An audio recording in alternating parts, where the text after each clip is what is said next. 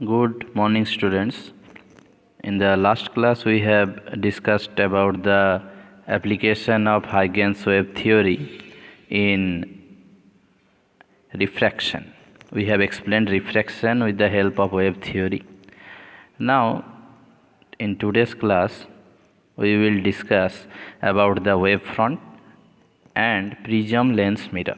मतलब कि wave front जब प्रिज्म लेंस या मिरर में इंसिडेंट होगा, स्पेशली प्लेन वेव फ्रंट, तो आफ्टर रिफ्रैक्शन और reflection what will be the nature of that wave front और structure of that wave front, उसका स्ट्रक्चर कैसा होगा ये हम डिस्कस करेंगे। बट ये डिस्कस करने से पहले हमें एक चीज़ जानना बहुत ज़रूरी है कि effect of refraction on different terms. Refraction का इफ़ेक्ट क्या है? मतलब लाइट का रिफ्रैक्शन होने के बाद लाइट का रिलेटेड जो डिफरेंट टर्म्स है, लाइक फ्रीक्वेंसी, वेवलेंथ, उसका फेज स्पीड, वेव का स्पीड जो है, वेव रिलेटेड जो टर्म्स है, उन टर्म्स क्या चेंज होता है जब लाइट एक मीडियम से दूसरे मीडियम में जाएगा, तो उसका क्या क्या चेंज होगा, ये हम जानना चाहते हैं, जानना ज़रूरी है कॉन्सेप्ट के लिए। यहाँ से कभी कभी MCQ मल्टीपल चॉइस क्वेश्चंस भी आ सकते हैं। First, the frequency nu of source during refraction remains unchanged. मतलब ये है कि ये जो फ्रीक्वेंसी है nu of the source, it is actually the characteristics of source. तो what do you mean by frequency? ना number of waves emitted per second, that is called frequency. सोचो अगर ये एक सोर्स है, ये एक सोर्स है और यहाँ से जो वेव्स निकल रहा है, number of waves emitted per second, that is called frequency. अब सोचो ये वेव दूसरे मीडियम में एक ऑब्जर्वर खड़ा है, ये दोनों अलग अलग मीडियम है, मीडियम 1, मीडियम 2। पर अगर ऐसा हुआ कि एक सेकेंड में जितना निकल रहा है, या कह सकते हैं दोनों के बीच जो टाइम का गैप है, जब ये दोनों वेव के बीच या वेव फ्रंट के बीच जो टाइम का गैप है, ये जब ऑब्जर्वर के पास पहुंचेगा तो दोनों के बीच टाइम का गैप सेम ही रहेगा। तो ये क्यों नहीं चेंज होता? क्योंकि it is actually the characteristics of source, ये सोर्स का कैरेक्टरिस्टिक्स है। बहुत ही इंपॉर्टेंट बात है, इसे MCQ भी दे देता है कभी कभी कि what will happen when the light travels from one medium to another medium, what happens with its frequency, how much it will change, it is decreases, increases, remains same, none of this like that, or increases or decreases like that. So ये हमें जानना है कि frequency हमेशा unchanged रहता है। Why? ना it is the characteristics of source. Next point, now let us consider two different media having refractive index mu1 and mu2. Speed and wavelength of light in these two media are v1 v2 and lambda 1 lambda 2 respectively. मतलब देखो कि हमने एक situation consider किया जहाँ पे to different media है, जिनका मीडियम 1 का रिफ्रैक्टिव इंडेक्स है mu1 और मीडियम 2 का है mu2। Speed and wavelength of light in this two media, और मीडियम 1 में लाइट का स्पीड है v1, मीडियम 2 में है v2। मीडियम 1 में लाइट का वेवलेंथ है लैम्डा 1, मीडियम 2 में है लैम्डा 2। दस व्हाट वी कैन से, फिर हम क्या बोल सकते हैं? देखो, as we can say about this relation, okay, this total relation now we will explain step by step in the next slide. तो उस रिलेशन को एक्सप्लेनेशन अब हम करेंगे। देखो, mu2 बाई mu1, मतलब इसे जो तुम्हारा याद होगा अगर कि this is the relative refractive index of medium 2 with respect to medium 1, so that is equals to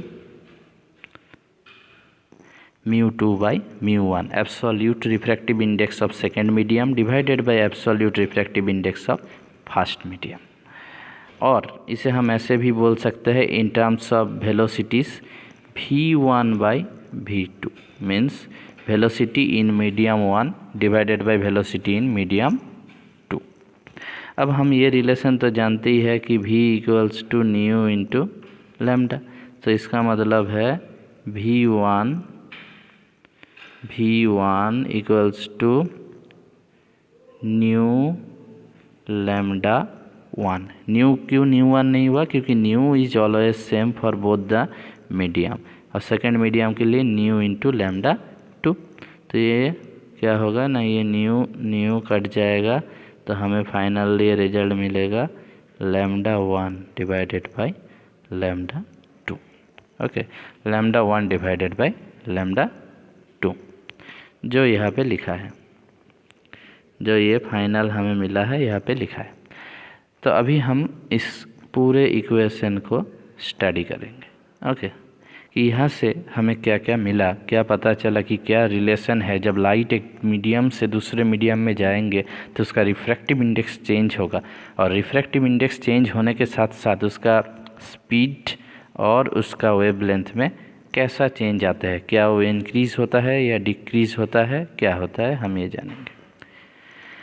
देखो, we can say that wavelength of light is inversely proportional to refractive index. तुम्हें देख रहा है कि μ2 by μ1 equals to lambda 1 by lambda 2, मतलब इन दोनों का रिलेशन है mu proportional to 1 by lambda.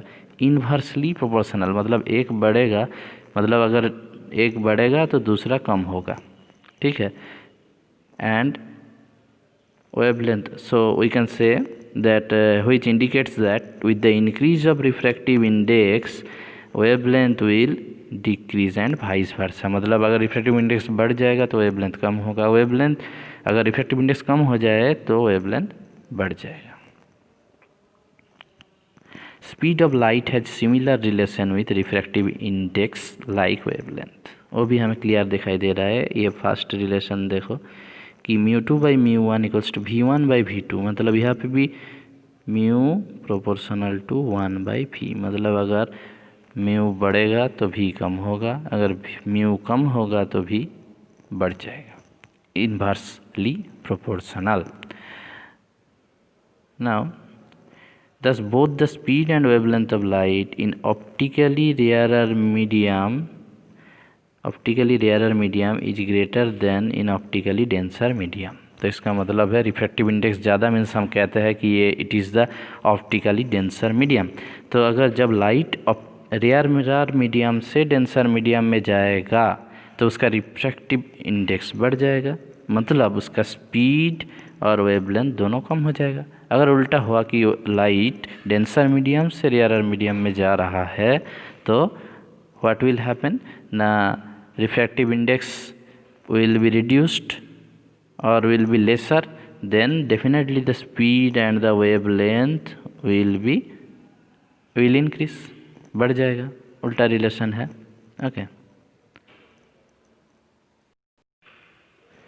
Okay, so next study करने के लिए हमें ये और एक बार रिमाइंड करा देता हूँ कि जब भी लाइट डेंसर मीडियम में जाएगा तो उसका जो स्पीड है वो कम हो जाएगा। ओके, तो first we will study wave front and prism, कि वेव फ्रंट प्रिज्म के थ्रू जाएगा तो क्या होगा।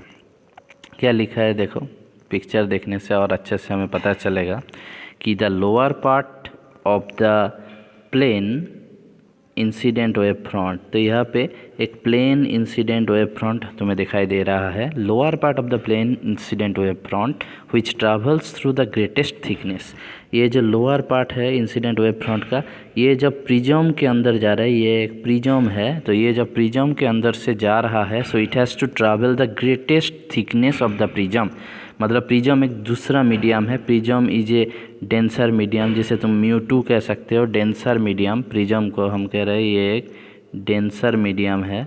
तो ये डेंसर मीडियम का ये जो वेव फ्रंट है, इस वेव फ्रंट का नीचे वाला हिस्सा डेंसर मीडियम का ग्रेटेस्ट थिकनेस को कवर कर रहा है, and it is slowed down the most, definitely दूसरे मीडियम डेंसर मीडियम में जा रहे हैं, मतलब इसका स्पीड भी कम हो जाएगा।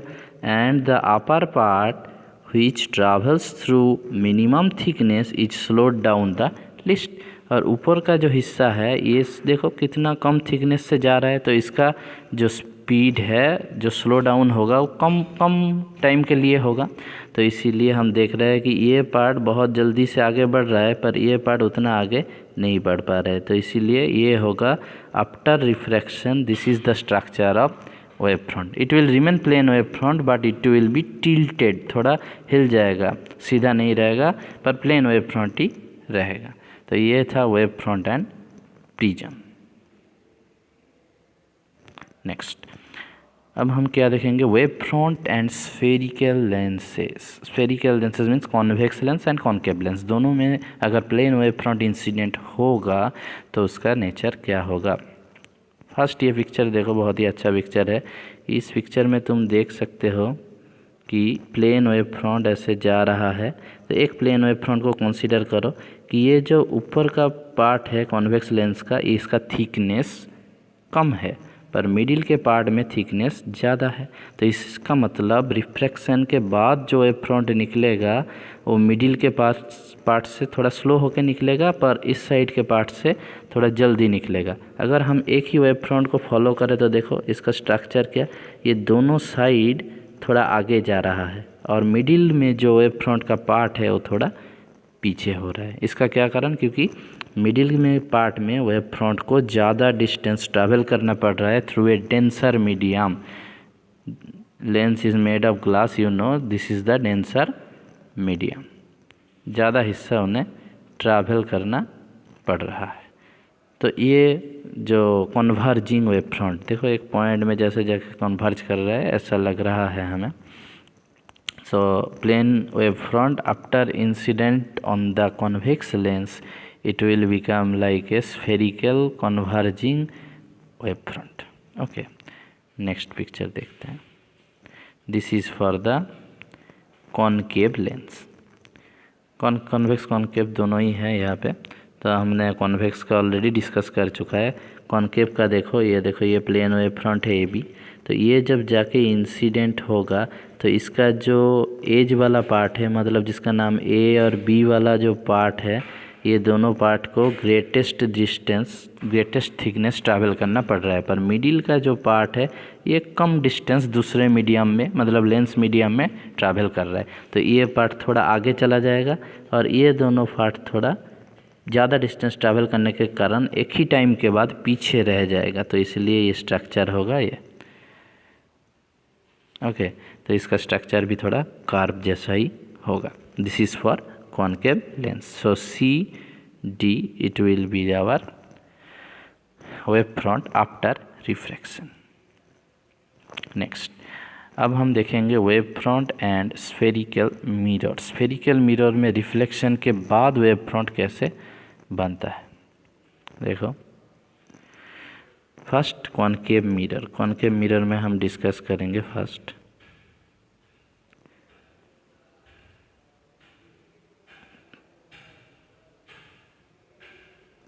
तो कॉन्केव मिरर में हमने कंसीडर किया एक plane wave front A B. तो ये plane wave front A B का जो ए और बी पार्ट, देखो ए और बी पार्ट ये कॉन्केव है। तो ए और बी पार्ट जो है वो पहले उसको they have to travel least distance, उसको इंसिडेंट होने के लिए कम डिस्टेंस जाना पड़ रहा है। पर जो इसका मिडिल पार्ट है इसे बहुत अंदर तक जाना पड़ रहा है। It has to travel the greatest distance.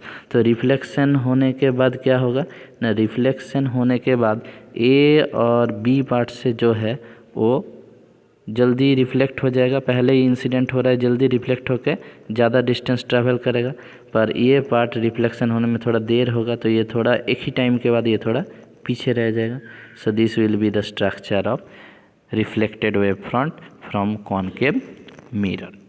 Convex mirror में ठीक उसका उल्टा, same wave front plane wave front A B हमने लिया और वो जाके जब इंसिडेंट किया, यहाँ पे तुम देख सकते हो, वो जाके जब इंसिडेंट किया तो उसका जो मिडिल का पोर्शन, अगर इसका कुछ नाम दे दे ई, तो ये पोर्शन सबसे पहले जाके इंसिडेंट हुआ मिरर में, ठीक है। और इंसिडेंट होने के बाद यही सबसे आगे वापस आएगा और ए और बी पार्ट इस बार देर करके इंसिडेंट हुआ। They have to travel more distance to incident on the convex mirror. Convex mirror में इंसिडेंट होने के लिए इसे ज़्यादा डिस्टेंस ट्रैवल करना पड़ रहा है, तो ये रिफ्लेक्शन के बाद सेम टाइम के बाद थोड़ा पीछे रहेगा, तो इसीलिए ये स्ट्रक्चर हो जाएगा ऐसा स्ट्रक्चर हो जाएगा। मिडिल का पोर्शन थोड़ा बाहर की तरफ ज़्यादा जाएगा और एज का पोर्शन थोड़ा कम जाएगा। So C D is the reflected wave front for convex mirror. Okay, so thank you. इस क्लास में इतना ही डिस्कस कर लिया हमने, और इसके बाद नेक्स्ट क्लास में आएगा the superposition principle. Already एक बार तुम लोग क्लास 11 में इसके बारे में आइडिया मिला है, इधर फिर से पढ़ेंगे। उसके बाद जाएंगे हम Young's experiment and interference. Okay, so thank you everyone.